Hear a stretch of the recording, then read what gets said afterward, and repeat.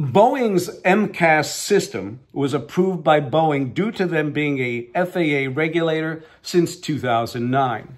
I read a document sent to Charles Schumer and some other senators concerning, I think it was an Ethiopian airline, I think it's ET302, Ethiopian Airlines.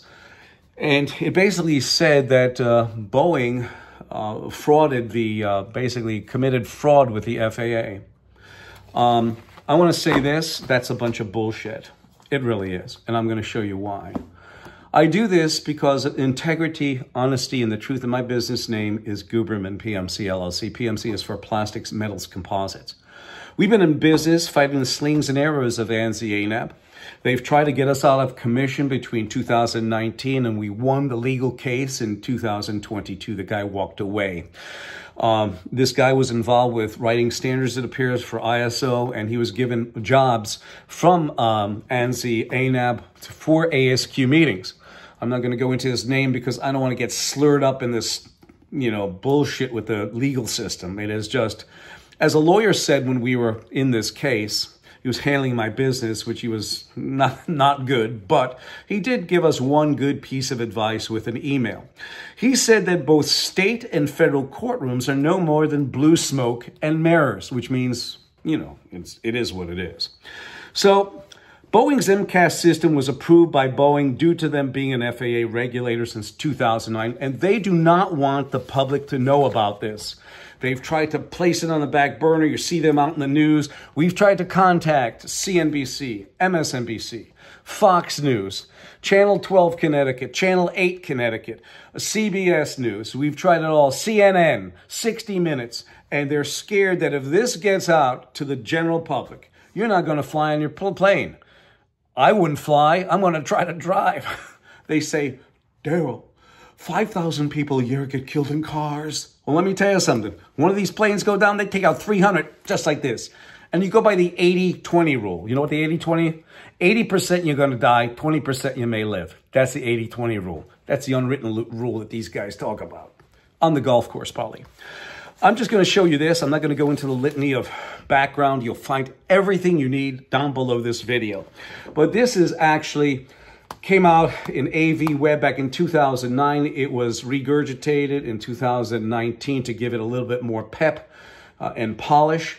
It was good when it came out. It's better from 2019. But in 2009, the FAA delegated FAA authority to Boeing, and here it is.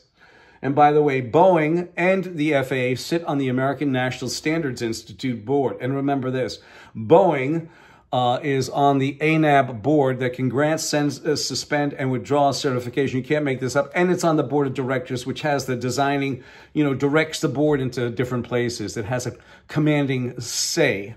In fact, I will show you this. It used to be management, members of management, which means being a member of management, you had control, you had some sort of say in the guidance of that business. Because I kept on hitting them so many times in what we said in the videos we put out, it became management roster because a roster has really no control. But it was originally members of management. This is what it is. You'll find this down below, but it stated that the FAA increased the authority of Boeing Commercial Airplane Division to self-certify its own aircraft.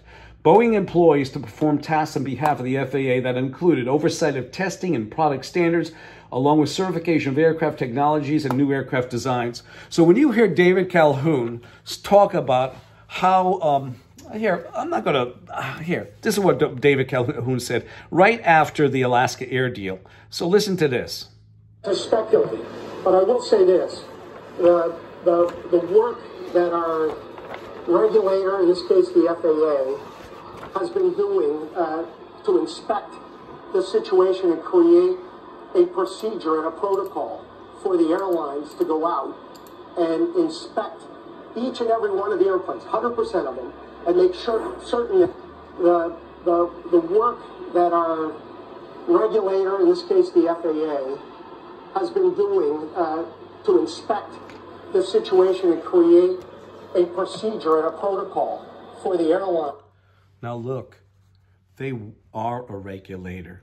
Why couldn't they take that honor, that was given and bestowed to them in 2009 and not think about the next performance bonus like Dennis Muhlenberg, who David Calhoun sat on the board then in 2009 when the FAA came in and gave them regulatory authority.